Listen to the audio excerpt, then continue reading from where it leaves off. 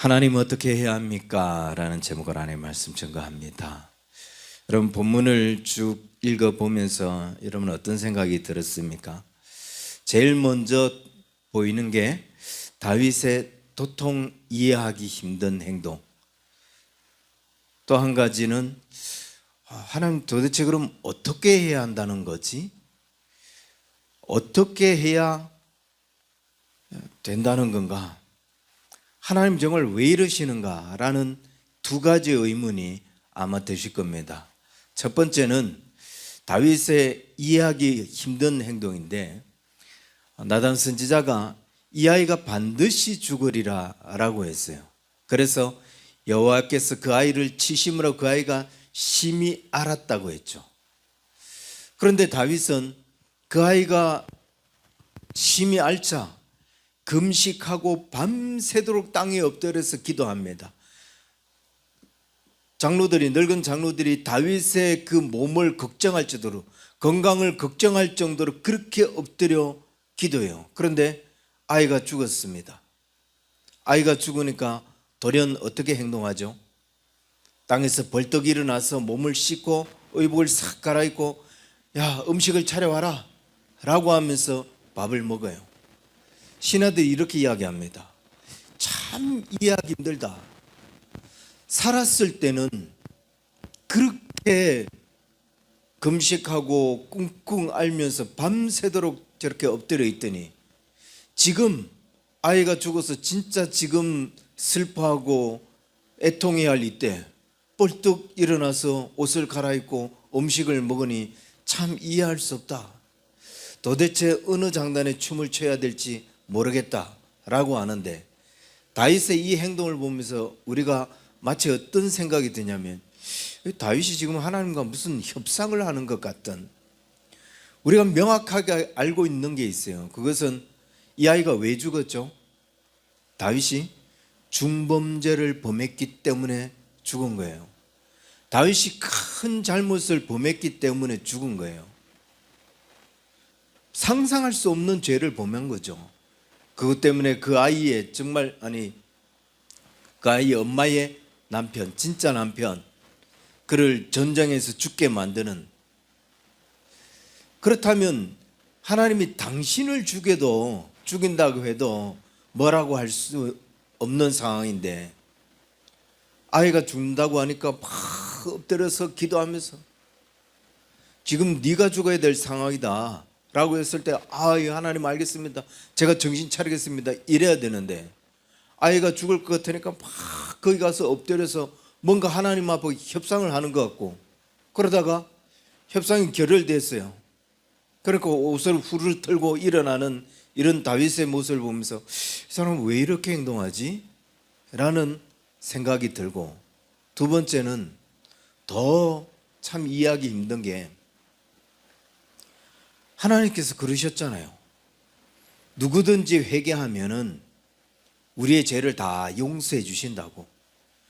뿐만 아니라 히브리서에 보면은 다시 기억지도 않는다고 했어요. 너의 죄를 용서해 줄 뿐만 아니라 너의 그 죄를 다시는 기억하지도 않는다라고 했어요. 그리고 다윗이 내가 여호와께 범죄하였나이다 라고 했을 때 하나님은 분명히 다윗의 죄를 용서해 주셨어요. 그런데 왜 형벌은 받아야 되죠? 너는 죽지 아니하거니와 네 아들은 죽을 거다. 그건 네가 중범죄를 지었기 때문이다. 형벌은 받아야 된다. 죄는 용서했지만 벌은 받아라 라는 거예요. 야, 이거 잘못 이해하면 참 신앙생활하기 힘들어지겠죠. 하나님이 죄는 용서했지만 내가 지은 죄가 얼마나 많아요. 그에 대한 벌은 다 받아야 되니 이게 용서를 받는 게 맞는 건지, 용서를 받았다고 이해해야 되는 건지. 나단이 지적을 할 때 분명히 이 문제부터 먼저 짚고 간다면, 나단이 죄를 지적할 때 분명히 다윗이 내가 여호와께 범죄하였나이다 라고 회개를 했습니다. 그래서 나단이 뭐라고 이야기하냐면은 하나님께서도 당신 죄를 사하셨나니 당신은 죽지 않는다 라고 했어요. 당신 죄를 사하셨다는 거예요. 네 죄를 용서했다는 거죠. 근데 저는 살짝 이런 생각이 들었어요. 하나님 너무 급하게 용서하신 게 아닌가? 너무 성급하신 거 아닌가? 마치 다윗이 제발 너 나한테 용서를 구해라. 그래야 내가 너를 용서해 주지. 그리고 다 기다리고 있는데 하나님 내가 여호와께 범죄했습니다. 아차 이때다. 너의 죄를 내가 용서해 줄게.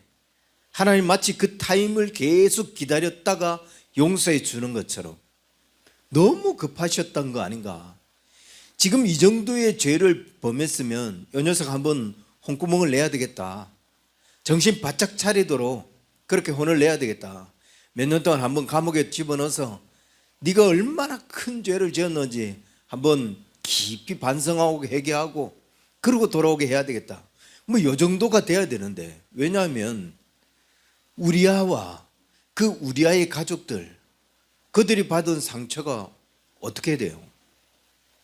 그들에게 조금이라도 위로가 되려면 다윗 내가 요만큼 고생시켰다, 그게 되어야 되지 않겠습니까? 근데 하나님 그렇게 하지 않고 곧바로 다윗이 회개하자마자 다윗의 죄를 용서하셨어요. 왜 그러셨을까? 우리가 용서를 구하자마자 하나님 우리의 죄를 용서하시는데 왜 그러시는가? 저는 이 부분에 대해서 이렇게 대답을 드리고 싶습니다. 하나님이 그만큼 우리의 회개를 기뻐하신다는 거예요.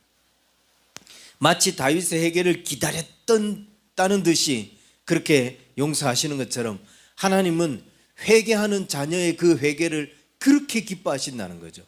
이런 것과 같아요. 자녀가 죄를 지었어요. 근데 끝까지 자기 죄를 인정 안 하고 막 고집을 펴요. 자기가 잘못했는데 너 이렇게 해서 이거 잘못이야 라고 하는데 끝까지 고집을 피고 나는 잘했다.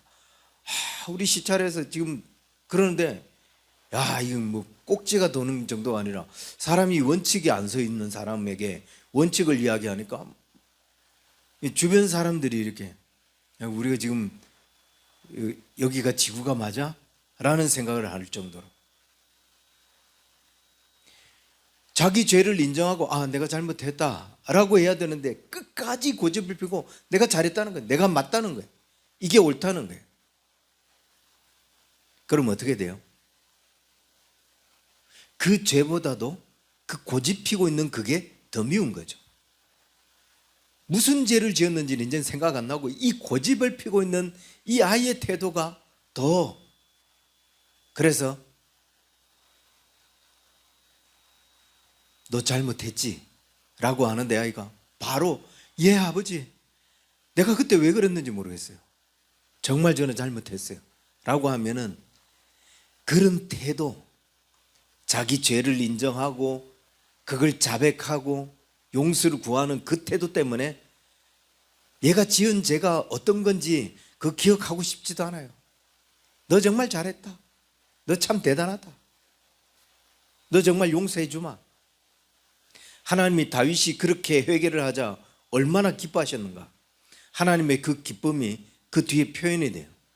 다윗이 바세바를 위로하러 들어갔는데 곧바로 아들을 낳아요. 솔로몬. 그런데 하나님이 나단을 보내서 야, 그 아이 이름을 여디디아라라고 해라. 여디디아라는 뜻이 뭐라고요? 하나님의 기쁨, 하나님의 여호와의 사랑하시는 자. 야, 다윗 너 참 기쁘다. 너 그렇게 회개해줘서 너무 기쁘다. 하나님이 그만큼 우리가 용서를 구하는 것, 회개하는 것을 하나님이 그렇게 기뻐하신다는 거죠. 그래서 마땅히 벌을 받아야 됨에도 불구하고 벌 받는 것 잊어버릴 정도로 하나님이 기뻐하시면서 은혜를 베풀어 주신다는 거예요. 자, 그런데 그러면 왜 형벌을 줬냐? 그렇게 기뻐하셨는데. 또 하나님은 죄를 용서하시는데 기억지도 않을 정도로 용서하신다고 했는데 네가 뭔 죄를 지었지? 난 전혀 기억이 안 나는데. 우리 자녀들 죄를 낱낱이 기억하고 계시는 분 계시나요? 뭔가 정말 얘가 고집을 피고 말을 안 들었던 그 일은 머릿속에 탁 내릿속에 박혀 있지만 그렇지 않은 대부분의 저는 기억이 안 나요. 근데 왜 하나님께서 용서하셨음에도 불구하고 다윗을 그렇게 형벌을 주시는가? 이유는 이 부분에 대해서는 이렇게 말씀드리고 싶네요. 우리가 회개를 하고 용서를 구했지만, 그래서 용서를 받았지만 그렇다고 해서 우리가 거룩하게 됐습니까?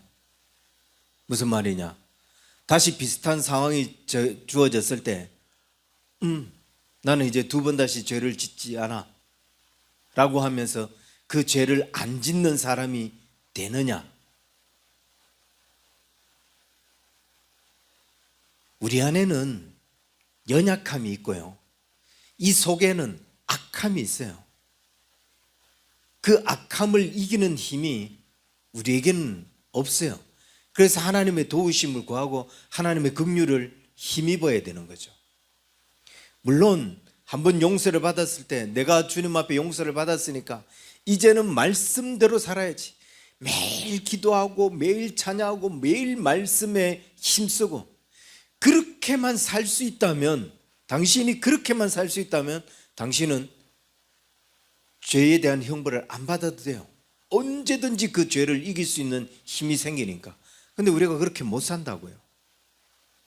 계속 기도하고 찬양하고 말씀대로 사는 그 힘이 우리에게 그렇게 없다고요. 우리에게는 우리 내면에 있는 그 악함들, 같은 상황이 반복되었을 때 그 상황 속에서 선한 길을 선택할 수 있는 그 힘, 이 힘을 길러내지 않으면 안 된다고요. 그런데 그 힘을 길러내는 방법 중에 하나가 형벌이에요. 너 이런 죄를 범했을 때 그 죄가 얼마나 심각한 건지, 그 죄가 얼마나 중한 건지 한번 너 겪어봐라. 그리고 아들이 죽는 그 진통을 겪죠. 몇 날을 엎드려서 하나님 앞에 기도하고 회개해야 될 정도, 그 진통을 겪는 거예요. 그러면서 같은 상황이 반복될 때 다윗은 떠올리겠죠. 물론 같은 상황이 다시 반복되지는 않았지만, 야, 그때 내가 하나님 앞에 한번 잘못함으로 내가 얼마나 고생을 했는데 내가 두 번 다시 그런 죄는 안 범하겠다. 우리가 사회에서도 죄를 지으면은 그 죄에 대해서 어떻게 해죠? 형사처벌을 받아요. 형사처벌을 받는 이유가 뭡니까? 이 죄가 얼마나 중한지, 그거 얼마나 심각한 죄인지를 깨달아 보라는 거예요. 그래서 두 번 다시 그 죄 짓지 마라. 너 그거 네가 한번 겪어봐. 네가 뭐 돈으로 한번 배상을 하든지 몸으로 떼어보든지 그만큼 그 위험한 죄고 무서운 죄다. 그래서 직접 경험하면서 내 속에 죄를 이길 수 있는 힘, 죄를 극복할 수 있는 근육을 키우는 거죠. 그 이유에입니다. 네가 그렇게 중한 죄를 지었기 때문에 다시 이런 상황이 반복될 때 네 스스로 그 상황을 극복할 만한 힘이 없다. 그래서 근육을 키워야 된다. 힘을 키워야 된다. 네 속에 그 죄를 이길 수 있는 힘을 키워야 된다라는 거죠. 자, 그러면 우리가 뭐 죄를 짓는 게 한두 가지냐고요. 그런데 다윗처럼 회개를 하고 그 죄에 대해서 이제 형벌을 받아서, 그래서 힘을 키울 수 있는, 죄를 이길 수 있는 힘을 키울 수 있는 시간이 있을 때는 다행인데, 오늘 회개는 했는데 형벌을 받지 않았네요. 그를 받을 시간이 없어. 가령 임종 직전에, 극단적으로 임종 직전에 주님, 내가 그 죄 용서해 주십시오, 회개합니다. 야, 그게 얼마나 심각한 죄인데 네가 지금 이 앞에 와서 이러니, 그건 너 근육을 좀 키워야 되는데. 그러나 기회가 있습니까, 없습니까? 이 형벌이라고 하는 것은 하나님께서 우리를 미워하기 때문에 주시는 게 아니라 그것을 하나님은 성화의 도구로 사용하신다고요. 내가 죄를 이길 수 있는 힘, 그 힘을 키울 수 있도록 하기 위해서, 그래서 더 거룩한 삶을 살 수 있게 하기 위해서 하나님께서 성화의 도구로 사용하시는 거지. 너 지은 죄마다 다 형벌을 받아야 돼. 하나님이 그렇게 하시는 게 아니라고요. 자, 우리가 죄가 많아요. 물론 회개를 다 했어요. 그런데 다윗을 보니까 형벌을 받아요. 내가 지은 죄가 꽤 많은데, 그럼 이제 그 형벌을 받아야 될 게 두려워서 이제 교회 가도 주님 그 형벌 언제 주지? 내가 이 지은 죄가 많은데 그 형벌 좀 있으면 이제 받을 것 같은데, 이건 만약 그 모든 죄에 대한 형벌을 우리가 다 받는다면 이거 불안해서 살 수 있겠습니까? 은혜보다는 두려움, 그 두려움 속에서 살게 되죠. 그래서 저는 여러분에게 이런 말씀을 드리고 싶어요. 아직 형벌이 안 떨어졌다. 그런데 그거 언제 임할지, 내가 그 지은 죄가 얼마나 큰데 그 죄에 대한 형벌이 언제 일어날지 정말 두렵다. 그래서 조바심이 난다. 그러신 분은 걱정하지 마시라. 지금까지 하나님이 형벌을 안 줬으면 하나님은 이미 그 죄를 기억지도 않고 계신다. 형벌은 뭐 때문이라고요? 성화의 도구로만 사용하신다고요. 근데 나는 그의 제한되었던 회개를 하면서 하나님께서 그것에 대한 형벌을 안 하시고 계신다는 것은 내가 이제 깨달음을 통해서 회개를 통해서 최소한 그 죄 정도는 극복할 수 있는 힘이 있다는 거죠. 그 죄 정도는 극복해낼 수 있는 근육이 내 안에 마련이 돼 있다는 거예요. 아니 강력하지는 못한다 할지라도 그만큼 예전만큼 쉽게 넘어지지는 않는다는 거예요. 그래서 하나님이 그런 성화된 모습을 기뻐하는 거예요. 자백하고, 그래서 죄를 범하지 않으려고 두려워하며 그 죄를 무서워하며 하나님 앞에 경건하게 살려고 하는 그 모습을 하나님 기뻐하시는 거예요. 너 참 잘하고 있다. 굳이 내가 너한테 형벌을 안 줘도 너 그 정도로 충분하다. 그렇게 기억하시는 거죠. 우리 안에 근육이 마련되어 있다는 거예요. 그래서 혹시 죄책감이 든다면 잊고 계셔도 된다. 죄책감 때문에 두려워하면서 살지 않아도 된다. 주께서 우리에게 주시는 자유, 주께서 주시는 기쁨, 그 기쁨 속에 주님만 마음껏 찬양하며 예배하며 그렇게 살아도 된다. 또 한 가지, 다윗의 이해할 수 없는 행동. 자, 이 행동을 우리가 어떻게 이해를 해야 되나? 아이가 죽기 전에는 땅에 엎드려서 그렇게 기도하고 장로들이 가서 그의 건강을 걱정할 정도로, 그런데 들은 척도 안 하고 아무것도 안 먹고 기도하더니 아이가 죽자마자 음식을 차려 먹어요. 그런데 더 재밌는 것은 그 아이는 자기가 중범죄를 지었기 때문에 이렇게 된 거잖아요. 죽은 거잖아요. 형벌을 받은 거잖아요. 그런데 하나님 앞에 협상하러 가요. 아이를 살려줘야 되지 않겠냐고. 차라리 나를 데려가야 되지 않겠냐고. 그런데 협상이 결렬되자마자 옷 후루룩 털고 일어나서 왜 다윗이 이런 행동을 하지? 여러분, 이 부분들을 어떻게 이해했으면 좋겠습니까? 저는 이 부분을 이렇게 이해하는 게 가장 좋겠다는 생각이 듭니다. 다윗은 자신이 중범죄를 지었기 때문에 아이가 죽었다는 걸 알아요. 자기 중범죄로 말미암아 형벌을, 그래서 나를 성화시키게 하기 위해서 하나님께서 그 아이를 데려가셨다는 걸 알아요. 그런데 그 앞에 엎드려진 이유가 뭐냐? 그 성화된 모습을 하나님 앞에 계속 갖고 가야죠. 성화의 삶을 계속 갖고 가야죠. 그리고 다윗이 어느 정도 어떤 영적 양심이 회복이 되어 있는 상태예요. 자기 때문에 그 아이가 죽어야 되는 것, 이게 너무 안타까운 거죠. 그래서 하나님과 정말 말 그대로 협상을 하는 거예요. 하나님 차라리 나를 치시라고. 내가 잘못했는 것이니까 나를 치시라고. 그래서 내 기도를 좀 들어달라고. 이 아이가 뭔 죄가 있냐? 내가 잘못했는데. 그래서 나를 치시면 나를 치신 것만큼 내가 회개하고 내가 각성하고 그래서 앞으로 더 경건하게 살겠습니다. 그런 기도를 드리지 않았겠어요? 근데 하나님이 어떤 방법을 택하냐? 그래, 다윗을 치는 게 더 낫겠다라고 하는 방법보다 하나님은 네가 가슴 깊이 깨달을 수 있도록 하는 것은 이 아이가 죽는 게 더 나은 방법이다. 하나님은 그 형벌의 방법을 그 아이를 죽게 하는 것을 결정하셨다는 거예요. 그리고 그렇게 엎드리는 다윗의 모습, 그렇게 회개하는 다윗의 모습을 보면서 하나님이 너무 다윗이 사랑스러웠던 거죠. 그러면서 그 아이가 죽자마자 솔로몬의 나이를 주면서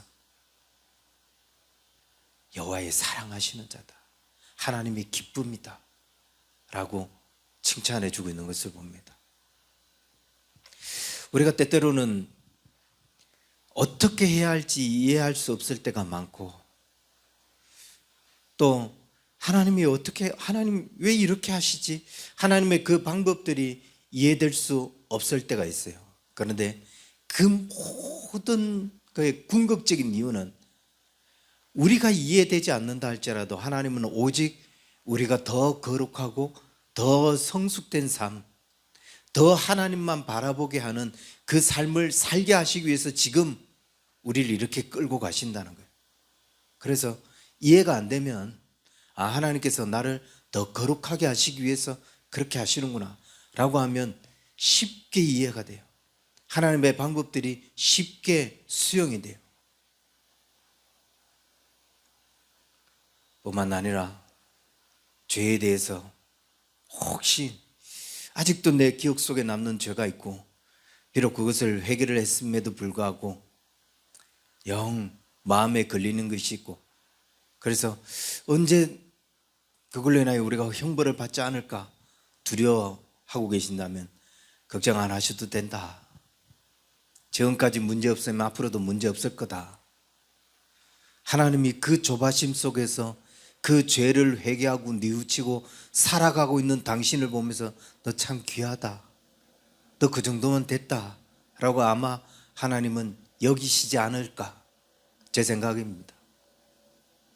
하나님이 그만큼 우리를 기뻐하시고 그만큼 사랑하시고 또 회개하는 자를 하나님이 그만큼 기뻐하신다는 것을 깨닫고 주님의 마음을 알고 주님의 그 행하심들을 기억하면서 더 거룩한 삶을 살아가는 저와 여러분 될 수 있기를 주의 이름 간절히 축원합니다. 기도하겠습니다. 하나님, 우리를 더 온전하게 하여 주옵소서. 우리의 삶이 더 성숙되게 하여 주옵소서. 우리가 아는 것보다도 우리가 이해하는 것보다도 더 큰 의미로 우리의 삶을 이끌어 가시는 주님, 그 속에서 우리 스스로 이해되지 않는다고 해서 절망하거나 좌절하지 않게 하시고 하나님이 어떻게 행하시는지, 하나님이 왜 이렇게 행하시는지를 바라보게 하시며 우리가 바라보는 시각들이 넓어지고 우리의 생각들이 커지는 그런 하나님의 사람들, 그래서 하나님이 하시는 일들을 이해하고 또 기뻐하며 주께 순종하며 나아갈 수 있는 우리 언약의 성도들 다 되게 하여 주옵소서.